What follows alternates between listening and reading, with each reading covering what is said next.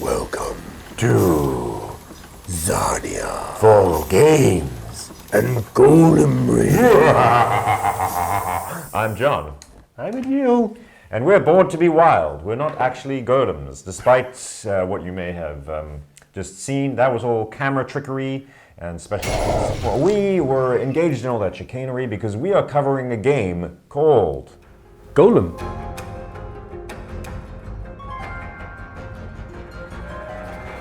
This game, Golem, is set on the story of the creation of a golem in the city of Prague back in the 16th century, where a rabbi, the rabbi of Prague, created a golem to do chores and defend the ghettos from various other groups. I think Roman emperors who wanted to. I don't think it was Roman emperors in the 1500s. Adhil, a lot of things going on here. We got boards in front of us, we got a central board, and we've got like a whole pop-up 3D thing with balls. Walk me through what I'm seeing here. There is a lot going on, and if you look at the sort of weight of the game, the BGG crowd puts it at quite a high number. The game is full of these tracks, right? So each of these tracks is a different street in Prague that you're trying to send your golems down, and you also send your students up behind them to try and control them. Quite a nice little tension there, because you don't want to get your golems going all the way down the street, because you won't be able to pay enough knowledge to be able to rein them in if your student is lagging too far behind. And then they'll go on the rampage and start destroying things, or actually no, what actually does happen? Well, in the game, you just lose victory points. Oh, just a point thing. But it's quite a few points though. I mean, it's almost akin to, in Agricola, if you don't feed your family, you lose 3 points for each food that you can't feed your family. It's kind of that level, right? For every golem you can't control, you actually pay 5 victory points, which I think is a huge number. In terms of table presence, certainly there's a massive board. The synagogue, where you have all these colorful marbles, stands out because there are not that many games that have this kind of feature, right? They've used this instead of using dice. The synagogue is the mechanism by which we roll the marbles, which I think is quite an interesting idea. You've got 5 different tracks. If you were using dice, you would probably have 6 different actions, because on a D6 you'd have 6 spots that you could go to. They've tried to condense that into 5. They've also got different colors which you can have, which tell you, which of the streets you're going to move your students in. So as you take one of those marbles, you then move a student, but then you also take a particular action that relates to the particular track that you take the marble from. So that's like the main mechanism in the game, is you take, during a round, 2 marbles, and you're going to use your rabbi one time to choose an action. Okay, so each round is 3 actions per player. Correct, and so in a 4-round game, which is how long the game takes, you're only doing 12 actions. That's a hard limit, right? Yeah. Yeah. And 4 rounds, that's it. Then you go home, quick. Quick and easy. And what that means is that it's really hard for you to try and do everything in the game. There are 3 different areas on your board that you're trying to develop. And the one is the study area, which relates to the books that you can learn from.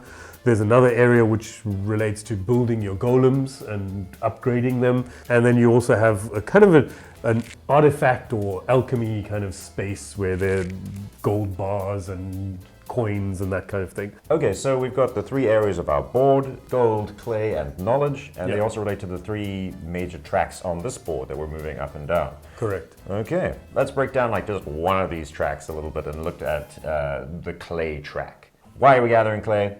To make golems. Exactly. So you use the clay to upgrade the golems. So each time you build one, you might get a special action that you can take. You can also, at the end of the game, you're going to have a multiplier which relates to the number of upgrades that you did. In a game where you've only got 12 actions, you kind of have to specialize, right? Because you want to do all 3 of the things on your board. You want to upgrade everything. You want to try and use your golems to do all sorts of work. But you just don't have enough time. The 12 actions are just not enough to be able to develop all the different areas in the game. So I do think you need to specialize. I haven't quite worked out, how you would do that to maximize your points yet. After 5 or 6 plays, I'm still kind of feeling I'd like to try it a bit more and see how it all works out. And partly because each street has these different spaces on them, which you only play with 7 of them during the game. And there are actually 10 in the box. Every game is going to be a little bit different. Gives a nice bit of variety in there, so that the synagogue's not the only thing that is bringing a bit of randomness and change. And every round, the actions that your rabbis can take are also different. So they cycle every round. You move them out and you get some new ones. So we are sending our golems out to work along this street. How do we take an action here? So at the beginning of the round, you have to move all your golems. So everyone does that almost simultaneously. You have a certain level that you've reached on your golem track, which tells you how many spaces you're going to move. And then these character cards also tell you that you can move some extra spaces with your golems. How do you do points? How do you do points? Yeah, how do you win? Okay. We talked about the 3 different areas, right? So your study area, your golem area, and your sort of artifact area. And each one of them, you have developments, and each of those developments gives you a menorah of that particular color. And at the end of the game, you're going to multiply the number of menorahs that you manage to gain by the specific criterion within each of those areas. So in the blue area, the study area, you multiply by the number of book columns that you've got. And then for the golem track, you multiply it by the number of golems that you've managed to create. And for the artifact area, the number of artifacts that you managed to complete. And during the game, you also can gain some points as well. So the students can give you point income. Income? Okay, that seems like that's fair enough. Great. I multiply this by this, and that's it. That's it. That's the only way, right? There are a couple other points as well. So depending on how high you get on the book track, you also could get some points there. The number of resources that you have at the end of the game, you divide that by 5, and that gives you some... You keep on using these words like multiplication and division. Yeah, those are the simplest operators. At least that's it, and that's the only way to get points. It's just those several things, right? Well, there are also these objective cards that give you some extra points. So depending on whether you've matched the criterion on the card. All right. And then depending on how many different cards you've actually managed to achieve, that also gives you a few more points. So I think that's it. Those are all the ways to score points in this game. There are lots of different ways to get points. I mean, it's a true point salad. This was a lot of homework up front to prepare for this game, and I found the rules just seemed really, really opaque, and the way they were explained didn't seem to really connect to a theme or tell me why I wanted to do these various things. It was a lot of get this symbol in order to get that symbol, in order to build these symbols, which you'll then multiply by another set of symbols. All very, very confusing. But I did not hate it. I'm going to say it. I kind of liked it. Oh, well, that was surprising. And I didn't even win. Also surprising. What? John didn't win? What's happening? You know what? I'm feeling somewhat attacked here. I'm feeling just like, wow. I liked the game a lot. I thought there was a lot going for it. Just in terms of the mechanics and how they related to each other. To your point, not very thematic. Like, I don't think it necessarily flowed. It didn't feel like you were controlling these golems. It didn't feel like you were cooking up something in the, in terms of the alchemy or anything like that. So, I mean, and that's not really what I look for in a Euro game. Like, I'm quite happy for it to just be a bunch of really cool mechanics. I do think there's a definite mismatch. Like, look at the cover. Look at this guy behind me. That is a scary, scary guy. I thought this was going to be a horror game. No, stop that. Stop it. It's gone. It's scary. I thought this was going to be a scary horror game, but instead, it was much more of a management kind of like everyday life. Let's send the golem out to work, and if it, gets a little out of hand, we just lose some victory points. I don't get a sense of like there's actually danger from losing control of the golems or anything like that. The themes of hubris and someone going out of control are absent from there. I think one of the things you mentioned there was the resource management part of it, and I do think that probably summarizes what the game's about. Like it's just about optimizing the use of the resources that you have. You know what I really like about this game? What? Is that as it progresses, when you're getting into kind of the third and the fourth final rounds, you've built such a good engine that an action can have so many little knock-on effects. You can really feel like, yeah, I've mastered something, because now with this action I am able to gather 4 clay, which allows me to upgrade, which, because of the books I have, activate another golem, which I'm allowed to then, boom, get some more knowledge tokens there, bada bing, grab a menorah there, shaka shaka shaka, complete an artifact, and whoops, wow, ha, Rabbi is your uncle. Well, my uncle is not a rabbi. However, the way that it ratchets up towards the end is really great. You don't feel at the end of the game that you've only had 12 turns. And I think one of the ways that they did that was by allowing you to activate multiple golems at the same time, so in the same turn. Kind of cheating a little bit, because you've got multiple workers then on the board that are each of them is being activated.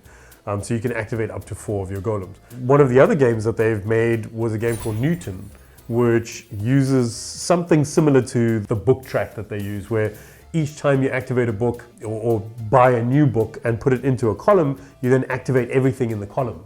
So I thought, that's quite a neat mechanic, because again, it ratchets up and you can add them together. I love the synagogue as well. There's been a lot of chatter on BGG about whether it's an equal distribution, whether it's supposed to be an equal distribution, whether it's actually fair.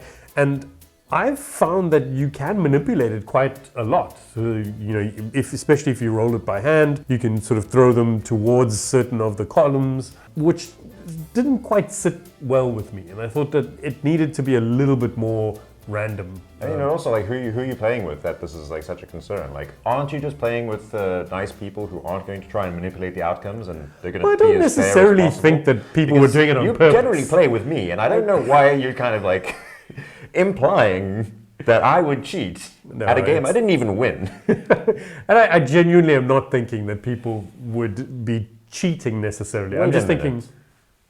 I didn't win. You rolled the dice. Your brother won. I'm starting to put 2 and 2 together, that maybe me losing this game was not like an accident, but actually a deliberate manipulation of the balls. Don't try to hide from me. Don't you try to hide. Get out of here. If you just used a cup to throw the marbles into the back of it, it might reduce the level of manipulation. You could also play it solo. And I have tried it. I will say it took quite a long time to learn to play it solo, because it has this wonderful automa that you play against, and you can actually use the automa with other players as well. So if you had a 2-player game and you wanted to play with a 3rd player, the automa could be the 3rd player. But learning those, you were already talking about how many rules there are in general, and now you've got to learn another set of rules that are modifying the original rules based on this, how he plays or how the automa plays. It's quite a cool system that they've built, but it just seems like quite a big overhead. That seems like the most on-theme thing that you can do in a game about like making automata, is to add an automata playing against you. Yeah, to sure. then make their own automata. Well, would the box be we'd have him sitting there. And they make their own automata. And then we just have golems all over the board, just spreading out completely, power moving. Oh man, just imagine playing a game of Golem against a golem and then losing to the golem. It's weird. The more we talk about this game, the more I'm thinking, hey, I did like this game. And the more I talk about it, the more kind of excited I get about Golem, and thinking, yeah, next time I'm really going to figure out how to do these power moves. So that's exciting. Anyway. Well, should we finish our game? Yeah, let's finish our game. And tell us in the comments below, have you tried out Golem? What did you think about it? And don't forget to subscribe, share with your friends. Share with your friends. Or if you don't have any, you can make one, like a golem out of clay.